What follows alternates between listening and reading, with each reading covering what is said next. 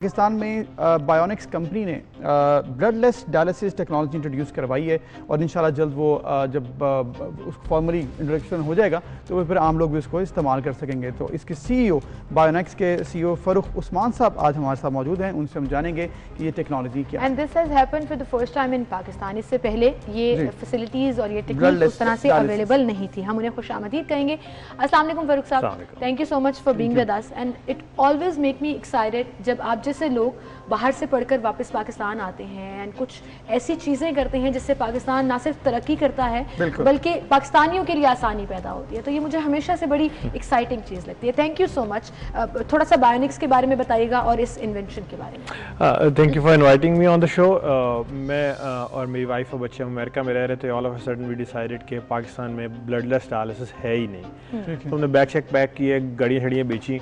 अच्छा। और बच्चों को उर्दू भी नहीं इसी तरह बोलने आती, उनको उठा के यहाँ ले आए। अच्छा। तो स्कूलों में डाला, 4 स्कूल बदले, वो सारे मसाइल अपनी जगह। लेकिन हमें जो खुशी है इस 4 साल की स्ट्रगल में हम पेशेंट्स का डायलिसिस करना शुरू कर चुके हैं कुछ हॉस्पिटल्स के थ्रू अर्ली स्टेज पे, जिसमें हम ब्लडलेस डायलिसिस टेक्नोलॉजी पाकिस्तान में फ़र्स्ट टाइम लेके आएंगे। तो ये बहुत एब्सोल्युटली नीडेड है हमारे कंट्री की वजह के लिए। लेकिन ये बताइएगा फ़ारूक साहब कि ब्लडलेस टेक्नोलॉजी है क्या, ऑलरेडी किस तरह काम हो रहा है डायलिसिस पे पाकिस्तान में, और फिर जो आपकी इंट्रोडक्शन इन्वेंशन है जो पाकिस्तान के लिए तो ऑब्वियसली उसमें क्या फ़र्क है? देखिए, अभी ब्लड डायलिसिस कैसे होता है कि आपके यहाँ पे एक फिस्टुला बनाया जाता है, एक वेन को एक आर्टरी से मिलाया जाता है, उसमें सुई मारी जाती है, मशीन में ब्लड जाता है और वॉश होता है और वापस आता है। ठीक है। अब इसमें जो 4 मसले हैं। पहला मसला ये है कि हेपेटाइटिस सी, 72% पाकिस्तानियों को हेपेटाइटिस सी हो जाता है डायलिसिस सेंटर के अंदर। 72। ठीक। दूसरा मसला ये है कि आपकी माँ है, वालदा है, भाई है, बुजुर्ग हैं, उनको गाड़ी में डालें, हफ्ते में 3 दफ़ा लेके जाएं, 2 दफ़ा लेके जाएं, लेके आएँ, और एक बंदा उसका एंगेज है, उसकी कॉस्ट है, वो बंदा कारोबार नहीं कर सकता। मैं जानता हूँ लोगों को जो ज़कात पे गए, दुकान बंद हुई है, 3 दिन डायलिसिस सेंटर बैठे हैं, दुकान किसने चलानी है। तो ब्लडलेस डायलिसिस में ये होता है कि इसमें कोई ब्लड इन्वॉल्व नहीं है। ओके। ठीक है। आपके ये जो पेट का जो कैविटी है, इसके यहाँ पे एक कैथेटर सर्जिकल प्रोसीजर से इंस्टॉल होता है और उसमें एक वाटर बेस्ड डायलिसिस सोल्यूशन होता है जिसमें शुगर, इलेक्ट्रोलाइट्स और सॉल्ट्स होते हैं। ठीक है। तो जब आप सोने लगते हैं आप उसको कनेक्ट करते हैं और आप सो जाते हैं। ओके। अपने घर में, अपने बिस्तर में। ठीक है। आपके बेड साइड टेबल के ऊपर ये डिवाइस। और जब आप सुबह से उठते हैं आपका डायलिसिस हुआ होता है। ये हमारी मशीन का, ब्रेन का काम है कि कितना फ्लूइड अंदर डालना है, कितना निकालना है, और सारी नेफ्रोलॉजी की जो चीज़ें हैं वो सब हमने करनी है। आपकी रिस्पॉन्सिबिलिटी। कोई टेक्नीशियन नहीं चाहिए, कोई बंदा नहीं चाहिए, कोई नीडल प्रिक नहीं है, कुछ नहीं है। और अमेरिका में अभी ये टेक्नोलॉजी अवेलेबल है। 12% लोगों का घर में डायलिसिस होता है। डोनाल्ड ट्रंप ने पिछले साल ये लॉ पास किया कि 80% अमेरिकन का अगले 4 साल में घर में डायलिसिस कराया जाए। एक ये टेक्नोलॉजी और एक और टेक्नोलॉजी भी है होम हीमोडायलिसिस की, दोनों का कॉम्बिनेशन। तो America is going towards that even more after initial success. ठीक है। हांगकांग में 82% लोग जो हैं वो इस डायरेक्शन में जा रहे हैं। ठीक है। तो this was the time we thought that Pakistan में जो इंटीरियर सिंध से लोग कराची जाते हैं डायलिसिस कराने, और हफ्ते में जिस दिन पहुंचते हैं उस दिन उनका इलेक्ट्रोलाइट इम्बैलेंस और बसों में बस हो चुकी होती है, वापस पहुंचते हैं उनका वैसे ही सारा वो। तो सदर्न पंजाब में मसला है। हाँ। वो हर जगह पर फ़ारूक साहब ये देखिए, जैसे अभी आपने कहा कि ये अवेलेबल होगा at your bed side table, इंशाल्लाह। नोबडी कैन, मतलब बहुत सी हैवी परसेंटेज लोगों की ऐसे है जो अफोर्ड नहीं कर पाती है।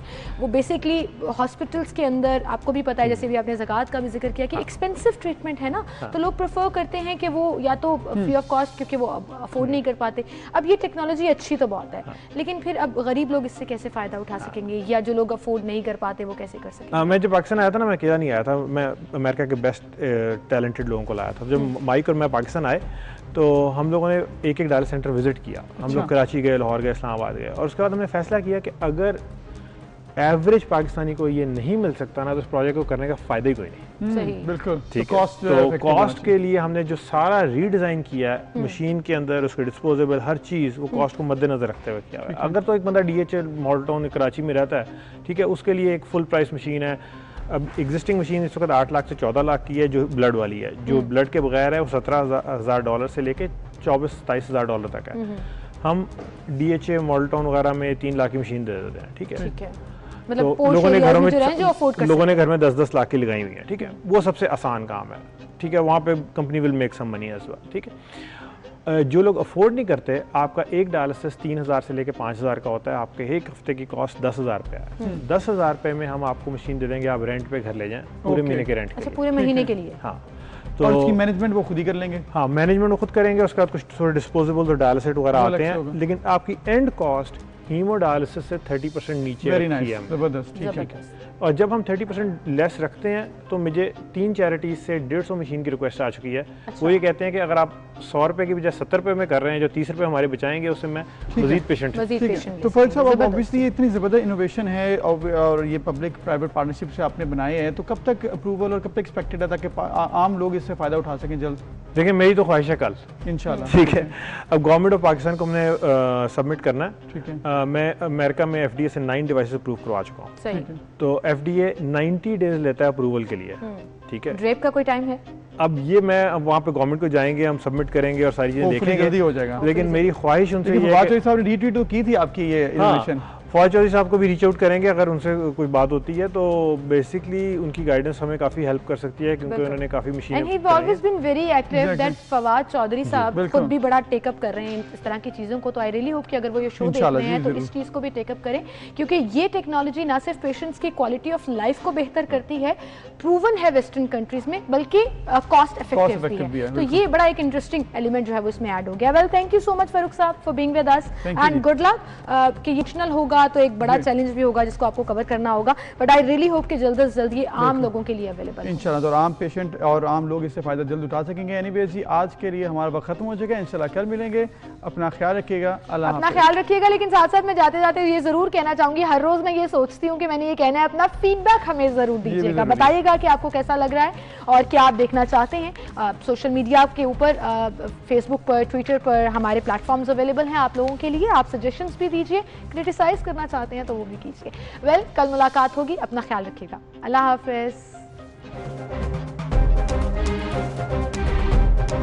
और ये टेक्निक उस तरह से अवेलेबल नहीं थी, हम उन्हें खुशामदीद कहेंगे। अस्सलाम वालेकुम फारूक साहब, thank you so much for being with us and it always make me excited जब आप जैसे लोग बाहर से पढ़कर वापस पाकिस्तान आते हैं एंड कुछ ऐसी चीज़ें करते हैं जिससे पाकिस्तान ना सिर्फ तरक्की करता है बल्कि पाकिस्तानियों के लिए आसानी पैदा होती है। तो ये मुझे हमेशा से बड़ी एक्साइटिंग चीज़ लगती है। Thank you so much. थोड़ा सा बायोनिक्स के बारे में बताइएगा और इस इन्वेंशन के बारे में। Thank you for inviting me on the show. मैं और मेरी वाइफ और बच्चे अमेरिका में रह रहे थे। All of a sudden we decided कि पाकिस्तान में ब्लडलेस डायलिसिस है ही नहीं। तो हमने बैग चेक पैक किए, गाड़ियाँ शड़ियाँ बेची।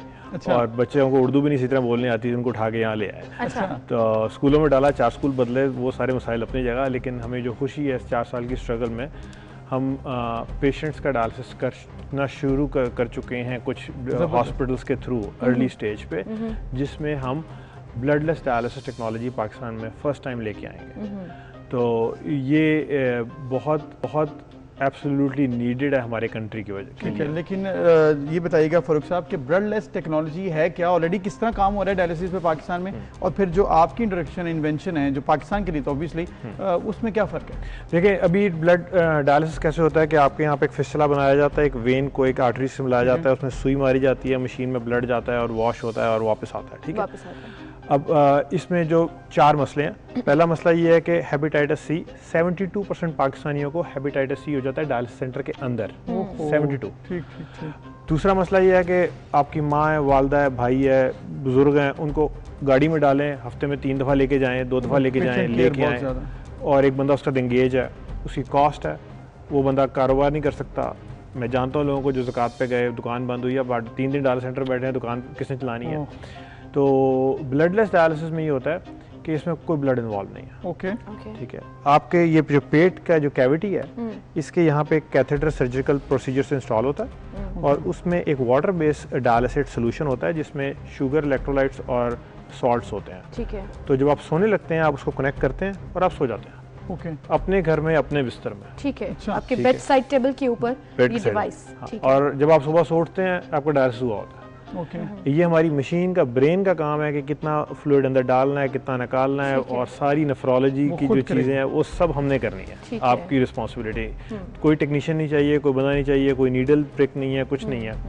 और अमेरिका में अभी ये टेक्नोलॉजी अवेलेबल है, 12% लोगों का घर में डायलिसिस होता है। डोनाल्ड ट्रंप ने पिछले साल ये लॉ पास किया कि 80% अमेरिकन का अगले 4 साल में घर में डायलिसिस कराया जाए। एक ये टेक्नोलॉजी और एक और टेक्नोलॉजी भी है होम हीमोडायलिसिस की, दोनों का कॉम्बिनेशन। तो America is going towards that even more after initial success. ठीक है, हांगकांग में 82% लोग जो हैं वो इस डायरेक्शन में जा रहे हैं। ठीक है, तो this was the time we thought that Pakistan में जो इंटीरियर सिंध से लोग कराची जाते हैं डायलिसिस कराने, और हफ्ते में जिस दिन पहुंचते हैं उस दिन उनका इलेक्ट्रोलाइट इम्बैलेंस और बसों में बस हो चुकी होती है, वापस पहुंचते हैं उनका वैसे ही सारा वो तो सदर्न पंजाब में मसला है। हाँ। वो हर जगह पे साहब ये देखिए, जैसे अभी आपने कहा कि ये अवेलेबल होगा at your bed side table, इंशाल्लाह नोबडी कैन, मतलब बहुत सी हैवी परसेंटेज लोगों की ऐसे है जो अफोर्ड नहीं कर पाती है।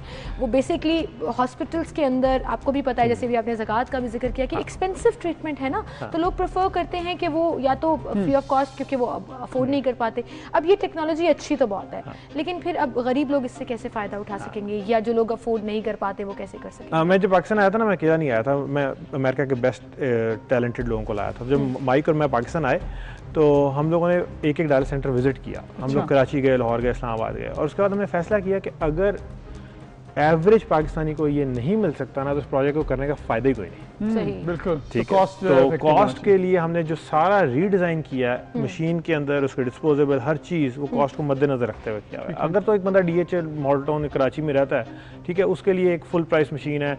अब एग्जिस्टिंग मशीन इस वक्त 8 लाख से 14 लाख की है, जो ब्लड वाली है। जो ब्लड के बगैर है वो $17,000 से लेके $24,000-27,000 तक है। हम DHA मॉडल टाउन वगैरह में 3 लाख की मशीन दे देते हैं। ठीक है, मतलब तो लोगों ने घरों में 10-10 लाख की लगाई हुई है। ठीक है, वो सबसे आसान काम है। ठीक है, वहाँ पे company will make some money as well. ठीक है, जो लोग अफोर्ड नहीं करते, आपका एक डायलिसिस 3,000 से लेकर 5,000 का होता है। आपके एक हफ्ते की कॉस्ट 10,000 रुपये है। 10,000 रुपये में हम आपको मशीन दे देंगे, आप रेंट पे घर ले जाएं पूरे महीने के रेंट। अच्छा, पूरे महीने के लिए? हाँ, तो और उसकी मैनेजमेंट वो खुद ही कर लेंगे? हाँ, मैनेजमेंट वो खुद करेंगे। उसके बाद कुछ थोड़े डिस्पोजेबल तो डायलिसिस वगैरह आते हैं, लेकिन आपकी एंड कॉस्ट हीमोडायलिसिस से 30% नीचे रखी है। जबरदस्त, ठीक है। और जब हम 30% लेस रखते हैं, तो मुझे 3 चैरिटीज से 150 मशीन की रिक्वेस्ट आ चुकी है। वो ये कहते हैं कि अगर आप 100 रुपए की बजाय 70 रुपए में कर रहे हैं, जो 30 रुपए हमारे बचाएंगे, उससे मैं मजीद पेशेंट। तो फर्ज साहब, अब ऑब्वियसली ये इतनी ज़बरदस्त इनोवेशन है और ये पब्लिक प्राइवेट पार्टनरशिप से आपने बनाए हैं, तो कब तक अप्रूवल और कब तक एक्सपेक्टेड है ताकि आम लोग इससे फ़ायदा उठा सकें जल्द? देखिए, मेरी तो ख्वाहिश है कल इंशाल्लाह। ठीक है, अब गवर्नमेंट ऑफ पाकिस्तान को हमने सबमिट करना है। ठीक है, मैं अमेरिका में FDA से 9 डिवाइसेस अप्रूव करवा चुका हूँ। तो FDA 90 डेज लेता है अप्रूवल के लिए। ठीक है, ड्रेप का कोई टाइम है? अब ये मैं अब वहाँ पे गवर्नमेंट को जाएंगे, हम सबमिट करेंगे और सारी चीजें देखेंगे, जल्दी हो जाएगा। लेकिन मेरी ख्वाहिश उनसे फवाद चौधरी साहब ने रीट्वीट तो की थी आपकी ये इनोवेशन। फवाद चौधरी साहब को भी रीच आउट करेंगे, अगर उनसे कोई बात होती है तो बेसिकली उनकी गाइडेंस हमें काफी हेल्प कर सकती है, क्योंकि उन्होंने काफी मशीनें and he have always been very active. That Fawad Chaudhry साहब खुद भी बड़ा टेकअप कर रहे हैं इस तरह की चीज़ों को। तो आई रियली होप कि अगर वो ये शो देख रहे हैं तो इस चीज़ को भी टेकअप करें, क्योंकि ये टेक्नोलॉजी ना सिर्फ पेशेंट्स की क्वालिटी ऑफ लाइफ को बेहतर करती है, प्रूवन है वेस्टर्न कंट्रीज में, बल्कि कॉस्ट इफेक्टिव भी है। तो ये बड़ा एक इंटरेस्टिंग एलिमेंट जो है वो इसमें ऐड हो गया। Well, thank you so much Farooq Sahab for being with us, and good luck. कि ये होगा तो एक बड़ा चैलेंज भी होगा जिसको आपको कवर करना होगा, बट आई रियली होप कि जल्द से जल्द ये आम लोगों के लिए अवेलेबल है इंशाल्लाह। तो आम पेशेंट और आम लोग इससे फ़ायदा जल्द उठा सकेंगे। एनीवेज जी, आज के लिए हमारा वक्त खत्म हो चुका है। इंशाल्लाह कल मिलेंगे। अपना ख्याल रखिएगा, अल्लाह अपना ख्याल रखिएगा। लेकिन साथ साथ मैं जाते जाते ये जरूर कहना चाहूंगी, हर रोज मैं ये सोचती हूँ कि मैंने ये कहना है, अपना फीडबैक हमें जरूर दीजिएगा, बताइएगा कि आपको कैसा लग रहा है और क्या आप देखना चाहते हैं। सोशल मीडिया के ऊपर फेसबुक पर, ट्विटर पर हमारे प्लेटफॉर्म्स अवेलेबल हैं आप लोगों के लिए। आप सजेशंस भी दीजिए, क्रिटिसाइज करना चाहते हैं तो वो भी कीजिए। वेल, कल मुलाकात होगी। अपना ख्याल रखिएगा। अल्लाह हाफिज।